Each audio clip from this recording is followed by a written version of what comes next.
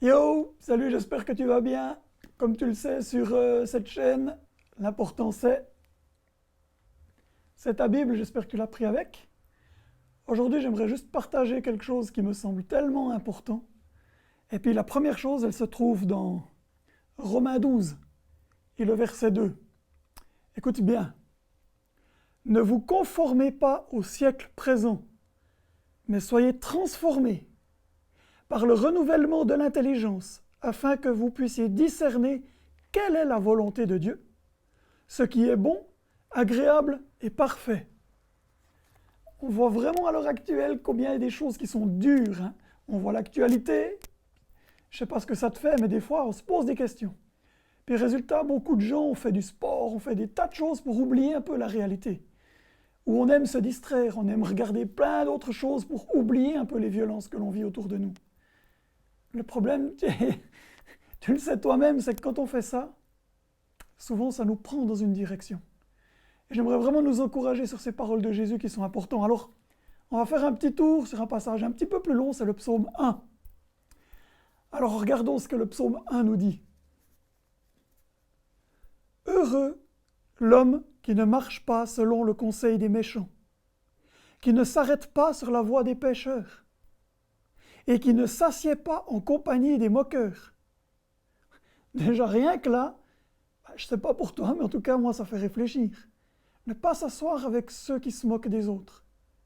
Ne pas s'asseoir avec ceux qui commettent le mal, la violence, la haine, ceux qui sont toujours en train de dire « Regarde celui-là, t'as vu comment il est ?»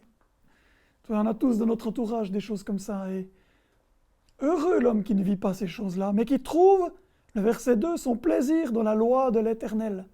La parole de Dieu, elle est vivante depuis la première page jusqu'à la dernière page.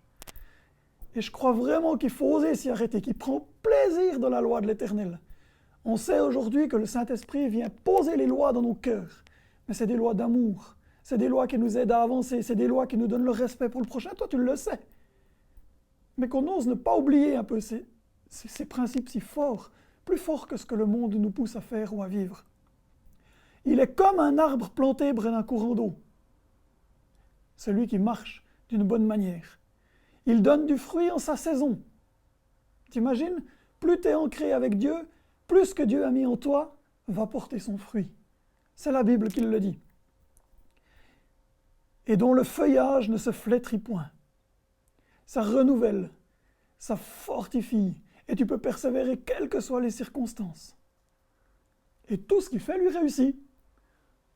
Ok, je ne suis pas riche à millions, toi non, peut-être non plus, il y a des choses comme ça, mais la réussite, c'est quand tu marches avec Dieu, tu découvres ses merveilles, puis tu sais que tu peux avancer, ça donne la foi et on persévère. Et c'est là qu'on voit du résultat.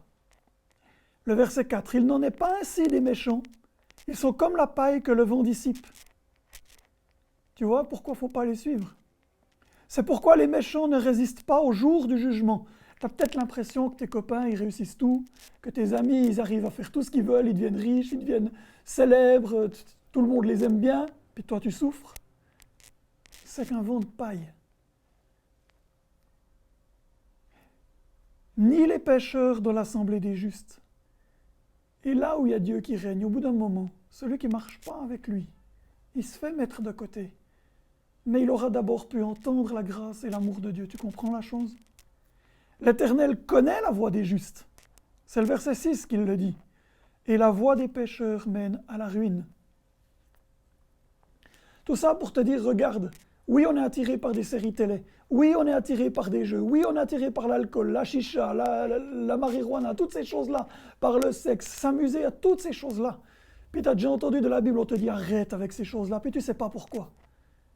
Toutes ces choses-là, elles t'amènent à assoupir tes propres désirs, à trouver ta sécurité, à t'enfouir dans un monde où tu fuis les réalités de ce qui se passe. Et je le comprends, et c'est normal, et on a tous ces réflexes.